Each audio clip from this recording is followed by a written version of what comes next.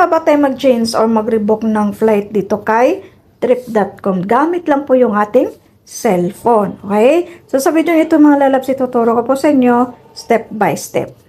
Okay, so una po natin gagawin, mag-login lang po tayo dito sa ating trip.com na apps, no, dito sa gamit ang cellphone. Ayan. So make sure na nakapag-login po tayo. Then punta tayo sa My Trips. Ayan, sa baba. Click natin yan.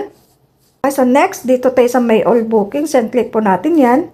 So siya nga pala, kung nakatulong po ang video ito, baka naman pwede paki-like, ay malaking tulong po yun sa channel ko. Paki-subscribe na rin kung gaganahan kayo mag-subscribe. Okay, daghang salamat. Okay, next po ay dito po, no. So piliin nyo po yung flight ninyo, makikita nyo na agad dito sa My All Bookings. Halimbawa dito. Okay, so click mo yan. Okay, so pag-click nyo yan, makikita nyo po sa baba yung Manage My Booking. So, kailangan po natin i-click yung Manage My Booking, no? Ayan, pag-click po natin sa may Manage My Booking, dito po tayo mapupunta. So, dito may dalawang pagpipilian. May Cancel Booking, may Change Booking. So, dito po, piliin po natin ang Change Booking. Ayan, click natin yan.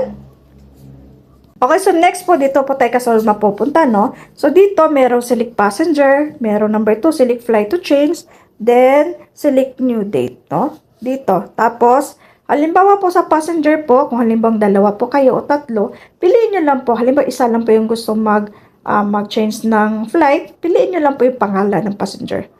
Okay, sa pagkatapos po ay mag-view flights lang tayo. Click lang po natin to. Okay, so dito, may makikita ka dito ang flight, no, na available, no, sa rebook. Tapos, pili lang kayo dyan kung alin dyan ang gusto ninyo. Tapos, pag makapili na kayo, halimbawa dito yung napili mo. Okay, so dito, merong summary, no? So, dito, merong, ang new flight ticket po ay, halimbawa, 3,159.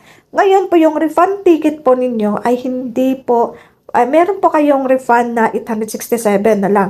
Kasi, yung original ticket nyo po, hindi po lahat yun marirefund. Ang mababalik lang po sa inyo yung taxes, no? At saka yung fees daw yata, parang ganun. Meron kayo marirefund na 867. So, overall po na mababayaran mo pa ay 2,292. Kung halimbawa po ay nag-rebook kayo ng ticket na mas mahal ang bagong ticket kaysa dun sa original ticket, no? So, meron kang babayaran na excess. Halimbawa dito po ay merong babayaran excess na 2,292.